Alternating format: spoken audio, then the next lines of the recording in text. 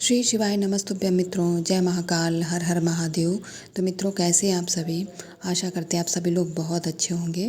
मित्रों, हम सबको पता है कि आज है 1 अप्रैल और आज है नवरात्रि चतुर्थी का बहुत ही प्यारा सा दिन।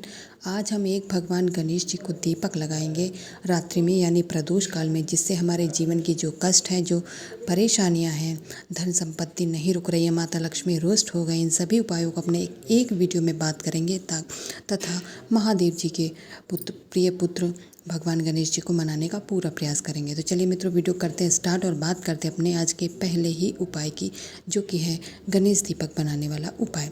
इस उपाय को करने के लिए मित्रों आपको एक शमी का पत्ता लेना है, केवल और केवल एक शमी का पत्ता लेना है। अगर हमारे किसी भाई बहन को किसी कारण से शमी का पत्ता नहीं मिल पाता है तो उस कंडीशन में वह एक अक्षत चावल का दाना भी प्रयोग में ले सकता है, कोई दिक्कत नहीं है।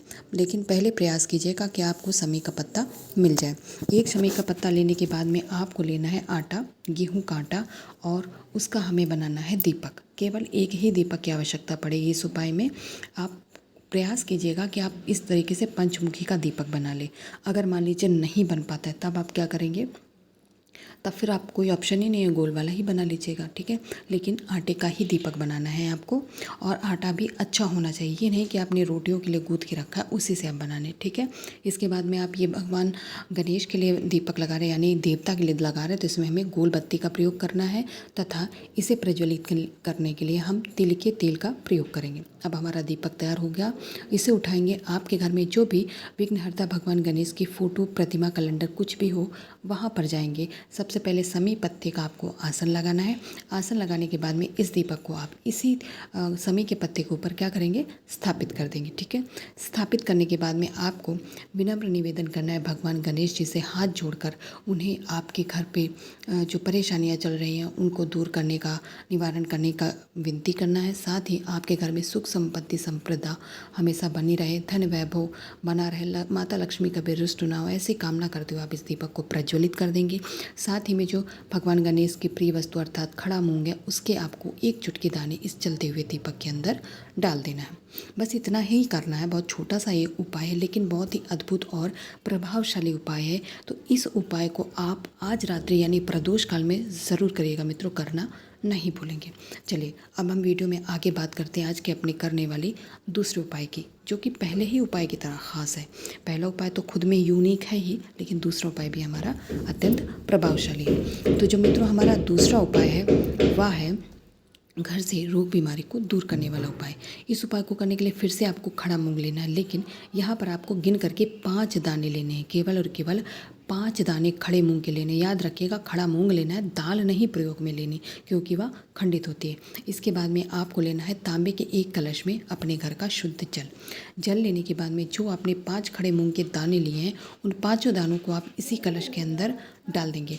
इसके बाद में आप इस कलश को उठाएंगे और पहुंच जाएंगे देवादिदेव महादेव भगवान शंकर के शिवलिंग के पास में। याद रखिएगा, यह तीनों उपाय आपको प्रदोष काल में यानी रात्रि के समय करना है, दिन में करने की गलती आप लोग मत करिएगा।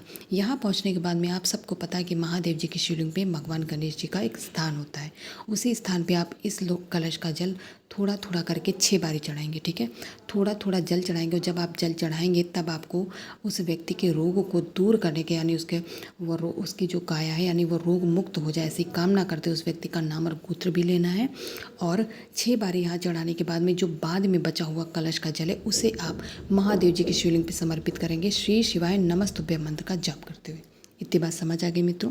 इतना करने के बाद में आप महादेव जी का तथा भगवान गणेश जी का आशीर्वाद लेना तो मत भूलिएगा।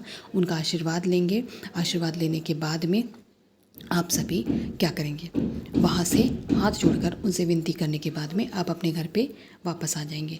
बहुत छोटा सा उपाय है, लेकिन इसका करने का एक नियम होता है। अगर आपने कुछ भी गलती कर दी तो फिर इस उपाय का लाभ आप लोगों को नहीं मिल पाएगा, ठीक है।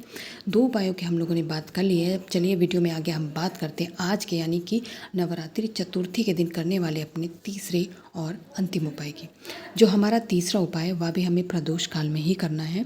तीसरा उपाय है पैसों में वृद्धि करने का, या फिर किसी कारण से धन नहीं रुक रहा है, यानी कि माता लक्ष्मी को प्रसन्न करने का यह उपाय है। इसको करने के लिए आपको लेना है एक बेलपत्र, केवल और केवल एक बेलपत्र लेंगे। इस एक बेलपत्र को लेने के साथ में याद रखिएगा खंडित नहीं होनी चाहिए। साथ ही में आपको लेना है लाल चंदन। लाल चंदन यहाँ पर सूखा है, लेकिन आप थोड़ा सा लेकर के पानी से या फिर गंगा जल से उसे गाढ़ा गाढ़ा पेस्ट बना लेंगे। ठीक है, लाल चंदन का पेस्ट बनाने के बाद में फिर आपने जो बेलपत्र ली है उसमें लाल चंदन के आपको तीनों पत्तों पर बिंदी लगानी। ठीक है, तीनों पर पत्ते पर जब बिंदी लगा चुके होंगे तो जो बड़ी वाली पत्ती पे बिंदी आप लगाएंगे उसको लगाना है आपको भगवान गणेश यानी विघ्नहर्ता भगवान गणेश के नाम की बड़े पत्ती पे बिंदी लगाई जाएगी। और जो दोनों छोटी पत्तियां हैं बेलपत्र की, एक तरफ पे आप माता रिद्धि के नाम से लगाएंगे और दूसरी तरफ की बेलपत्र पे बिंदी लगाएंगे आप माता सिद्धि के नाम से। यानी ये भगवान गणेश के साथ साथ उनकी जो दोनों पत्नियां माता रिद्धि और माता सिद्धि के नाम से आप इस बेलपत्र को तैयार कर लेंगे। जब आपकी यह बेलपत्र तैयार हो जाएगी तब आपको लेना है तांबे के कलश में अपने घर का शुद्ध जल ले लीजिएगा। ठीक है, छोटा बड़ा कैसा भी कलश हो चलेगा, कोई दिक्कत नहीं है, आप बस उस पर जल ले लीजिएगा। इसके बाद में जो आपने किया बेलपत्र तैयार की है महादेव जी के मंदिर पे उपाय के लिए, उसको ले लेंगे। फिर पहुंच जाएंगे आप देवादिदेव महादेव भगवान शंकर के मंदिर के पास। अपने घर के मंदिर पे कीजिएगा, आपको बाहर जाने की कोई आवश्यकता नहीं है। यहाँ पहुँचने के बाद सबसे पहले आप महादेव जी का जलाभिषेक करेंगे श्री शिवाय नमस्तुभ्यम मंत्र का जाप करते हुए। जब उनकी शिवलिंग का संपूर्ण जल निकल जाए, आपको मेक श्योर हो जाना है कि जो महादेव जी के शिवलिंग पे जल नहीं बचा होने चाहिए, अन्यथा जो बेलपत्र आपने चंदन लगाया ना वो बह जाएगा। ठीक है, तो महादेव जी के शिवलिंग पे आपको अपने हाथों से उसे पोंछ लेना है, यानी उसे सुखा लेना है। इसके बाद में जो आपने एक बेलपत्र ली है जिसे आपने तैयार किया है माता रिद्धि और माता सिद्धि साथ ही में भगवान गणेश के नाम से, उस एक बेलपत्र को यहाँ पर महादेव जी के शिवलिंग के ऊपर समर्पित करेंगे। जब आप इस बेलपत्र को समर्पित करेंगे तब आपको माता लक्ष्मी का स्मरण करना है, क्योंकि आप लोगों की मंशा क्या है, धन प्राप्ति। ठीक है, तो माता लक्ष्मी के नाम से आप इसे समर्पित करेंगे मित्रों। इसके बाद में हाथ जोड़कर माता रानी से आपको फिर से विनम्र निवेदन करना है कि माता रानी मेरे ऊपर भी कृपा करें, मेरे घर के भी जो धन के भंडारे हैं वो खाली हैं उन्हें भर दें, अर्थात आप मेरे घर में भी निवास करें। ऐसी कामना करते हो, जो भी आपकी और कामना हो उसे माता लक्ष्मी से कहेंगे, उनका आशीर्वाद लेंगे। ठीक है मित्रों, तो यहाँ पर 3 उपायों की हमने बात की। मैं आशा करती हूँ आप लोगों को उपाय समझ आ गए होंगे। आप सभी लोग इस नवरात्रि चतुर्थी की तिथि पर जरूर करिएगा। माता रानी का आशीर्वाद ऐसे ही आपके परिवार पर सदा बना रहे।